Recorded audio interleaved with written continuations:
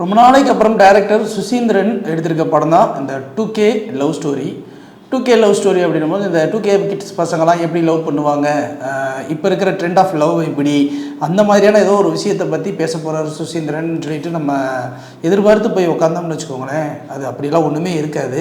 ஏன்னா தமிழ் சினிமாவில் நிறைய படங்கள் இந்த மாதிரி அடித்து துவைச்ச படங்கள் தான் இருக்கும். அதுலேயுமே ரொம்ப முக்கியமாக சொல்லணும் அப்படின்னு பார்த்தீங்கன்னா இந்த 80s 90ஸ்லாம் இருக்கிறவங்களுக்கு வந்து இந்த புது வசந்தம் அப்படிங்கிற ஒரு படம் தெரியும். 5 நண்பர்கள், அதில் வந்து ஒரே ஒரு பெண் வருவாங்க, கடைசி வரைக்கும் ஃப்ரெண்டாகவே இருப்பாங்க அப்படிங்கிற மாதிரியான ஒரு கான்செப்ட். அதுக்கப்புறம் நிறைய படங்கள் வந்துச்சு, அதை விட்டுருவோம். ஸோ இதெல்லாம் ஓகே. ஆனால் எல்லாருக்குமே வந்து ஒரு ட்ரேட்மார்க்காக இருந்தது பிரியாத வரம் வேண்டும் அப்படின்னு சொல்லிட்டு பிரசாந்தோடைய படம். இந்த பிரியாத வரம் வேண்டும் படம் வந்து அதுதான் வந்து 2 பேருமே சின்ன வயசுலேருந்து நண்பர்கள், ஆனால் நண்பர்களுக்குள்ளே ஒரு பிரச்சனை வராது, இது மாதிரியான ஒரு விஷயம். அதுக்கடுத்து பிரியமான தோழி அப்படிங்கிற ஒரு படம். இந்த பிரியாத வரம் வேண்டும் படம் கூட இப்போ எக்ஸ்டெண்ட் பண்ணி நிறைய பட வெர்ஷன்லாம் வந்துக்கிட்டே தான் இருந்துச்சு. ஸோ அதெல்லாம் ஒரு ஓரமாக இருக்கட்டும், நம்ம அதை எதுவுமே நம்ம சொல்லவே வேண்டாம். ஆனால் அதே கதையை சுசீந்திரன் வந்து 2K கிட்ஸுக்கு நாங்கள் எடுக்கிறோம் அப்படின்னு சொல்லி சொன்னது தான் அபத்தம், ஒன்றா நம்பர் அபத்தம். ஏன்னா இந்த படம் வந்து 2 பேருமே, அதாவது அந்த ஹீரோவும் சரி ரகுவீரன்னா அவரும் அதே மாதிரி மீனாட்சி, இவங்க 2 பேருமே வந்து சின்ன வயசுலேருந்து நல்ல நண்பர்களாக இருக்காங்க. இவங்க மீனாட்சி சொல்கிற விஷயத்த எல்லாத்தையுமே ஹீரோ வந்து தட்டி கழிக்காமல் பேசுகிறாரு, அவ்வளோ விஷயத்துக்கு இருக்காங்க. பட் ஒரு ப்ராப்பர் அண்டர்ஸ்டாண்டிங் அப்படிங்கிற அந்த ஒரு விஷயம் இல்லை.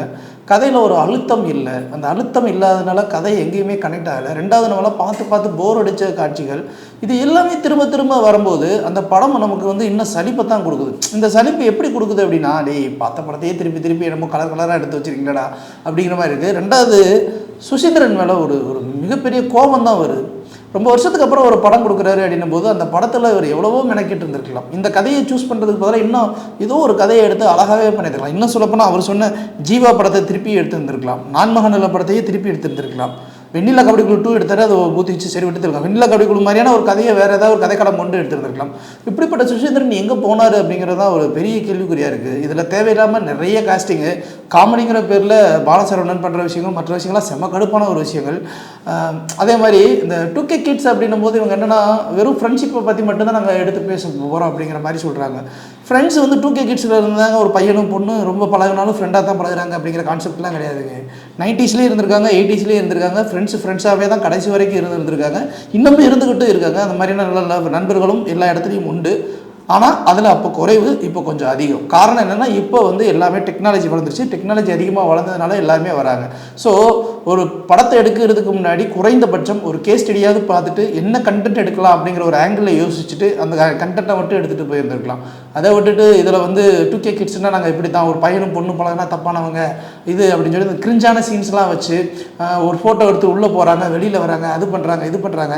அப்பா அம்மாவே மெச்சூர்டாக பேசுகிறாங்க. அப்புறம் இன்னும் 2K கிட்ஸ் வந்துட்டு இந்த மாதிரி பண்ணுறாங்க அப்படி பண்ணுறாங்கன்னு எவனோ ஒருத்தன் பேசுகிறத வச்சுலாம் ஒரு கதை எடுக்கலாமா?